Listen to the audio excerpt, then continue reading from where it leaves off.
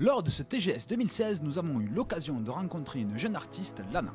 Elle nous a fait l'honneur de répondre à quelques questions sur le plateau TGS TV.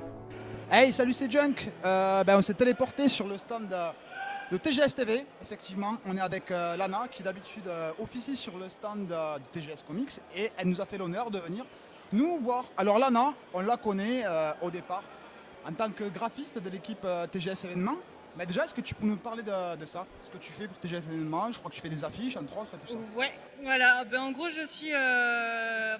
On est deux en fait pour bosser sur tout ce qui est campagne de com de TGS.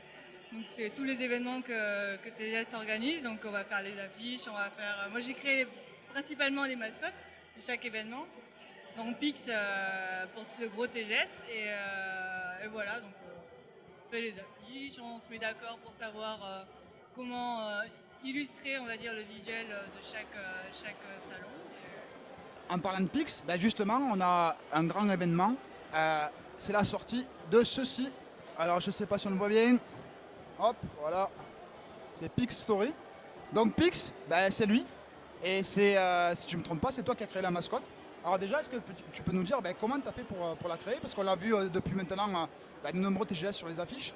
Et puis après, on enchaînera sur comment tu as créé ce magnifique objet, la BD. Alors, pour commencer par la naissance de Pix, en fait, c'est venu d'une demande de TGS et de Thomas Arvingo qui disait ce serait cool quand même parce qu'en final, jusqu'à 2014, TGS n'avait pas vraiment de vraie identité. Il y avait les trois lettres TGS, mais ouais, voilà, c'est ça. Mais il n'y avait pas de petits personnages sympathiques, on va dire, auxquels identifier TGS à part le logo classique. Et donc Thomas s'est dit ce serait vachement bien d'avoir justement un petit personnage rigolo qui reviendrait, qui présenterait un peu vraiment les différents aspects du salon, qu'on retrouverait un peu partout, genre sur les plans, qui animerait un peu les écrans de la scène, des trucs comme ça.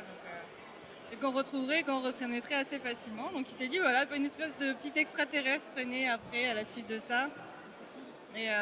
Alors tu t'es inspiré de quoi pour le créer quand même?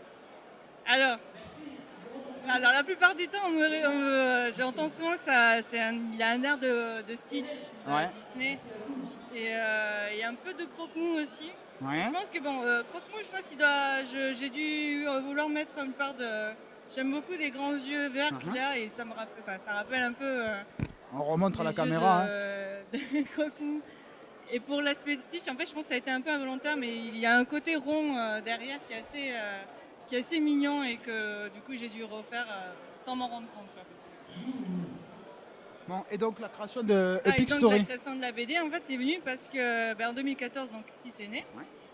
Stitch, voilà, ça y est.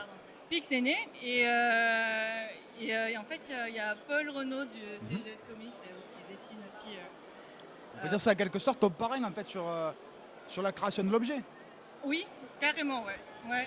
Ça et Seb aussi, du coup, qui a été Seb, bien emballé sûr, par Seb, le boss du TGS. Voilà, le boss du TGS. Un des boss du TGS, pardon. Fred aussi, directement, il m'a fait confiance au truc et il a fait ok, pas de souci. Donc vraiment, tous ils ont été adorables. Et Paul en fait s'est dit mais ce serait bien justement d'avoir ce petit personnage. Je l'avais remarqué qu'en fait on arrivait bien à accrocher au personnage. Donc il s'est dit faire une petite BD comme ça justement où on arriverait à connaître un peu plus, lui donner une histoire. Ça pouvait être bien sympa. Ouais, tout à fait. Tu peux nous dire, alors rapidement, oui. Je sais que c'est compliqué, mais comment justement, quelle sensation toi tu as eu à créer une BD? Parce que je pense que c'était la première fois. Oui. Et du coup, de la pression, mais... mais ça a été super rapide, parce que déjà pour finir la BD, il y a eu des délais un peu serrés. Il fallait il fallait que ça sorte aujourd'hui. Il fallait qu'elle soit là, ce soir, aujourd'hui, j'allais dire. Et en gros, ça a été, je l'ai vu la première fois, la BD finie, je l'ai vu hier matin. Ouais, ok. Et ça a été vraiment une énorme fierté. Une énorme fierté, ouais. En plus, le bouquin en soi, le papier et tout, il est vachement super. C'est vraiment très joli. Il est super beau. Belle couverture cartonnée, bonne qualité du papier. On vous montrera après, c'est vraiment joli. Ouais, voilà. Et donc, c'est comme un bébé que tu vois naître en fait. Tu le prends dans tes mains et tu prends C'est beau conscience. ce que tu dis, Lana. Oui, C'est beau.